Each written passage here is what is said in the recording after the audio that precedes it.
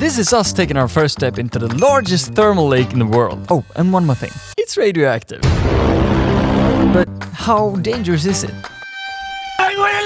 On this journey, we will try to find out why the Hungarians don't smile, how often they actually eat their own national dish, why did 2 US presidents and Benjamin Ingrosso eat at the same restaurant as us, and last but not least, will we turn into zombies from the radioactive lake? To find out, welcome to Hungary.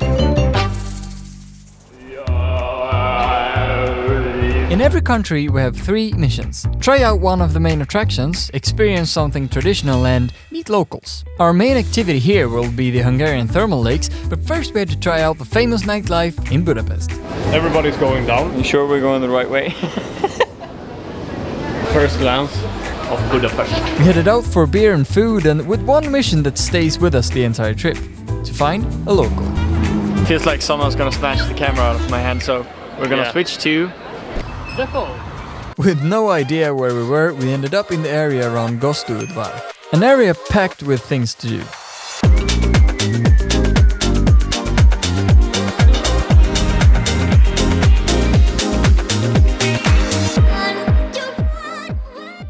We didn't have any luck finding a local, but the next day we woke up excited because it was already time to swim in the biggest thermal lake in the world. But first, and we're gonna go eat at the Lángos. What's your feeling? It's good. It looks cozy, no? Lángos is one of Hungary's most famous and beloved street foods. So now we're gonna try töltött lángos for 1,800 Hungarian monies, and it's 50 crowns, so 5 euros. Yeah, that's good. That's good for yeah, I mean, hopefully it looks like this. There we go. Lángos the way we know it is more like a snack. But honestly, I mean, this is something. Always when you buy Lángos, it's just like bread and something pointless, but this is food. Oh shit. I mean, this is quite nice, not gonna lie. Been in traffic jam for how long? Yeah.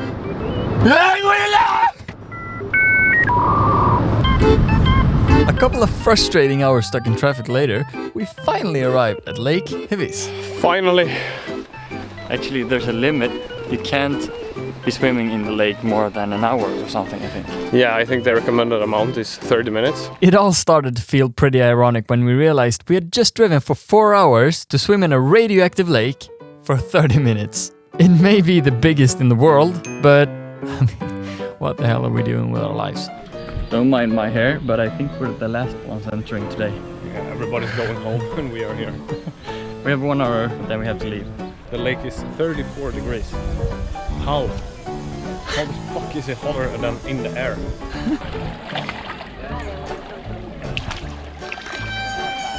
Is it hot? This is so weird. This is a perfect temperature right now. So dumb that it's so hot. It feels like soup. We're the only ones swimming here and making noise. Everybody else is quiet. Everybody else has Clothing devices. Let me remind you guys, it's radioactive. 20-30 minutes, Alex. Yeah, low key. Smells like ass. It's kind of a workout for us right now because we Almost are drowning. you can't reach the bottom. No There's way. no bottom. There's no bottom. Bottomless lake. Trying so hard not to make a sound. I mean, it's a beautiful lake. It has a perfect temperature. Yeah. It smells like ass though, but it's a beautiful, beautiful surroundings with Hungarian houses and all. Yeah, and the forest. Beautiful forest, beautiful nature, everything. It's cold, chill, but only thing on my mind is that it's radioactive. Yeah, I mean, I'm counting down my years now. Slowly decaying. Not gonna lie, this is ass sitting here. I mean, I wouldn't recommend it to everybody. Look, it's nice to try because it's hot. Also, it's radioactive. I don't know if you remember, we told you before. It's radioactive. Yeah, so if you guys don't remember, this lake... Radioactive. Since it's radioactive, I mean, who knows what kind of fishes or creatures are hiding down here. Yep, doomsday coming. Bye! This smells like someone ate a dozen eggs and then... This is the same water, 100%. Also, when we entered, we asked the lady if they sell or if we could rent towels. But since COVID, they don't. Yeah, now we're gonna sun dry. I understand that you stopped selling towels after COVID. No. No, I don't. Oh, here you see. Radioactive. After spending about 10 minutes in the water, we walked around the area before driving to our home for the night. Amazing. Looks really nice. What a view. Hopefully this one doesn't smell like ass. We still haven't experienced any effects from the radiation, but I don't think we'll revisit. The next day we drove past the famous and supposedly very pretty Lake Balaton. That was a lake. That was a lake. Indeed, actually just a lake. Nothing. Thank you, Hungary. Yeah. Not too impressed by Lake Balaton, we decided to give this summer destination a shot. This really feels like Magaluf, like you said earlier. Crazy. It's just like Magaluf. I asked for a cortado. They didn't make it here. Did they do any coffee? Yeah, cappuccino. Yeah. But they didn't do. They didn't make cortado here. They don't have it. Nice. At least they had these beautiful houses.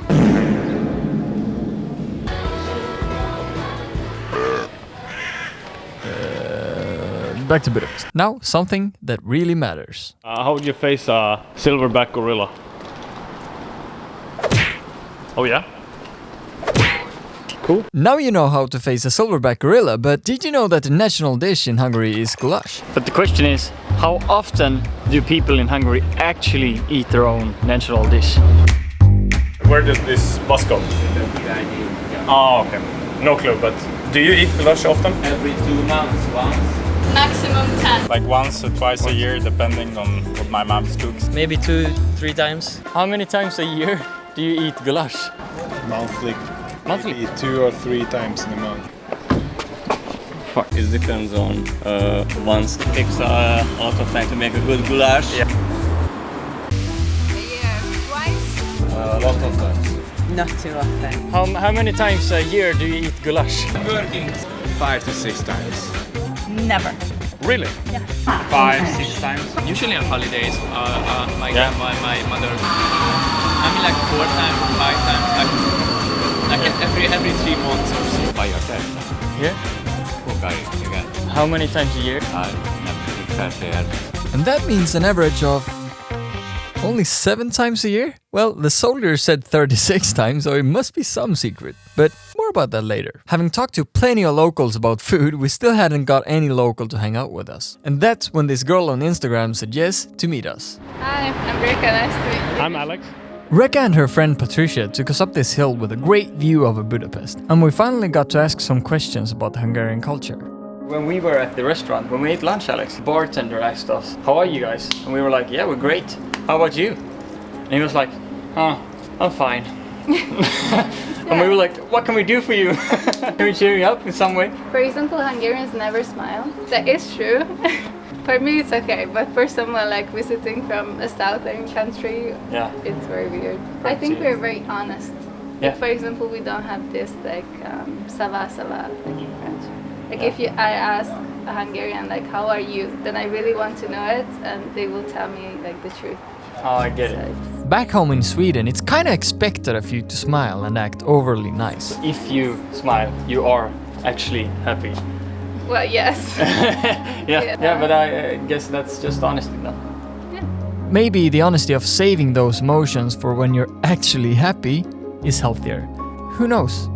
Reka then had us try a couple of traditional Hungarian candies before we said our goodbyes. I like it. I mean, I like all the candies that you gave. They were. You like Right. everything, man. I'm not picky, like you. I have a personality. And that's when we headed to a restaurant said to serve the best goulash in Budapest. Let's see if it's actually something you can eat 36 times a year. Tibor, hello. Nice to meet you. This is Tibi, one of the owners. Tibi. We asked if he wanted to sit down and tell us a bit about the restaurant. He didn't want to be on video, but we said we'll give it a try. So this is a 125-year-old restaurant, opened around 1999. But it didn't take long until I loosened up, and I guess forgot about the video thing. Okay, this is the Pálinka. You know, guys? You tried it? Yeah? No, we haven't tried it yet. haven't tried it, but we know about it. When you arrived Hungary? Thursday. Thursday, and you did encounter Pálinka. We waited We for wanted you. to wait for hearing. Our country, it's really been a big problem, I think. If this is, you know, Is this a big problem? Or no, we? that you didn't. No.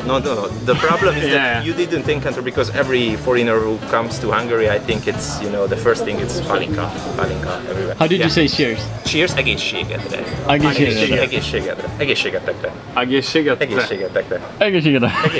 I have to tell you, you have a twin in Sweden. Really? Really? He's a famous guy. He's a really good singer. You look exactly like. Benjamin Do you know Ingrosso. Benjamin Ingrosso? Benjamin Have you Ingrosso. know? Do you know? No, I heard the name. Look at this. Hey. Hello, Ingrosso. I'm your Hungarian sibling. Around 1989, my father, he used a big loan and buy this house and started to. He was a really good gastronomy guy, very talented. And in the 90s, this restaurant, I think it was in the top 10 in Budapest. Really? Really famous guests came here, like Arnold Schwarzenegger, the American president, Jimmy Carter. So your father has met them? Yeah, of course. Yeah. He was the guy who, like, now I'm met with you. This is Schwarzenegger. This is Andy Vajna, the famous American Hungarian film producer.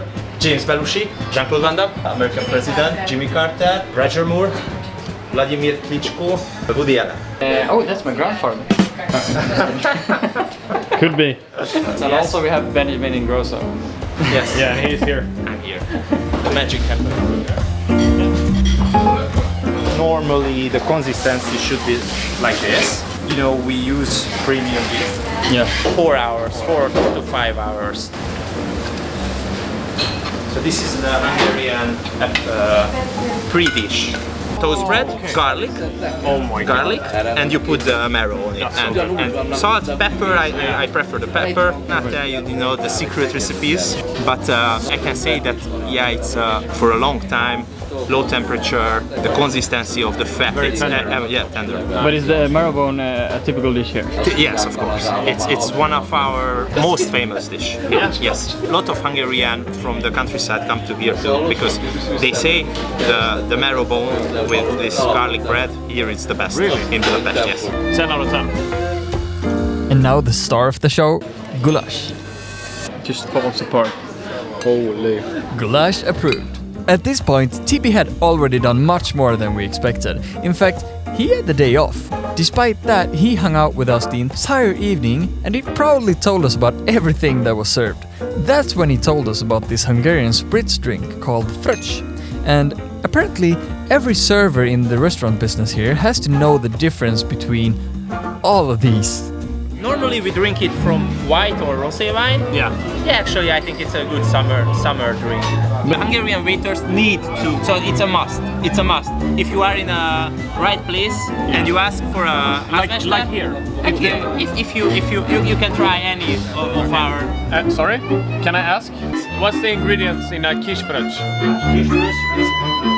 1 deciliter wine and 1 deciliter sparkling water. Soda. I know. I know every fröccs. I know every fröccs. Sure. As the night was about to end, we got to try one last traditional liquor called Unicum. Everyone's one bottle. Then TB had one last thing he wanted to show us.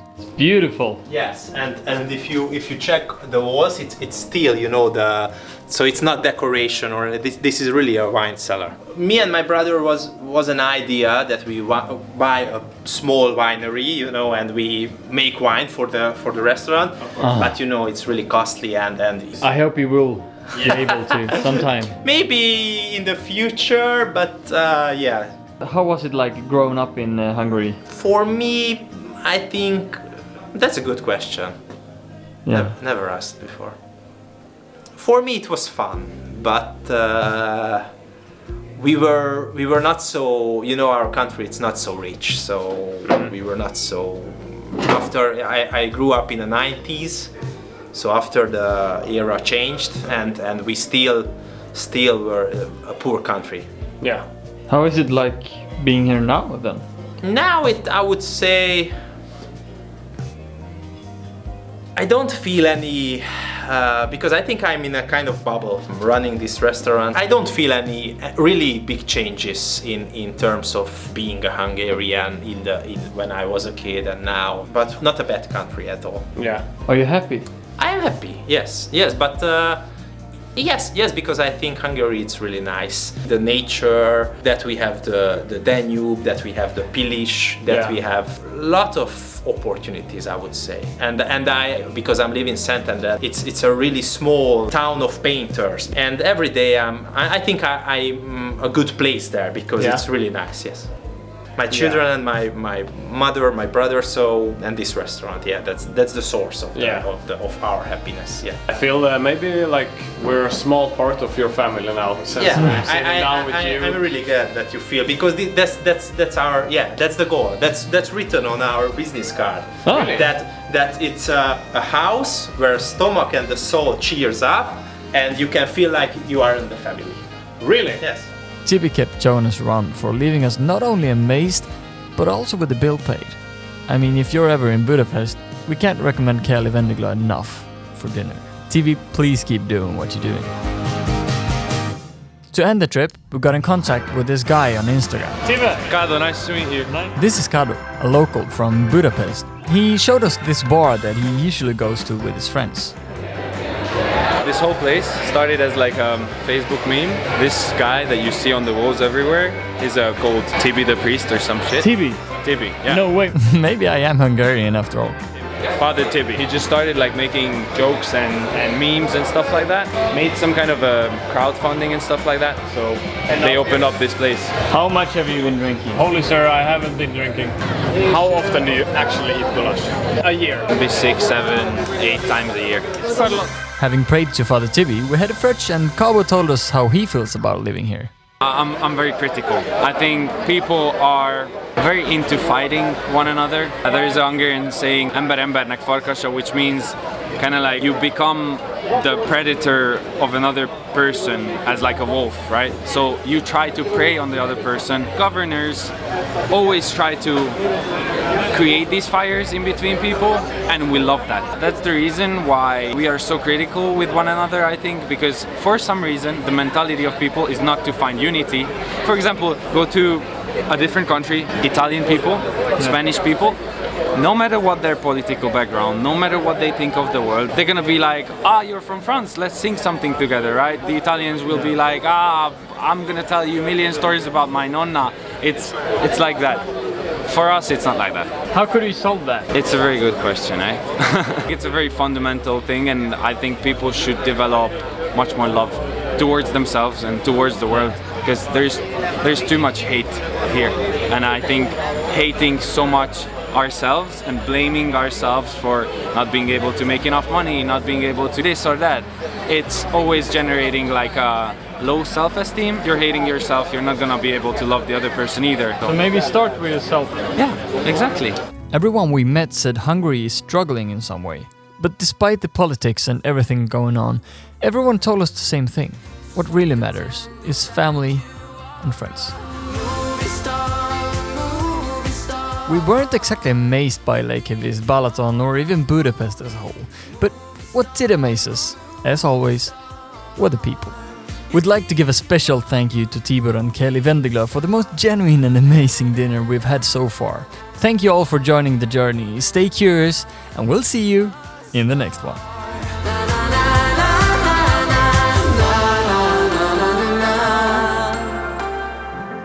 You feel like Steve McQueen when you're driving in your car.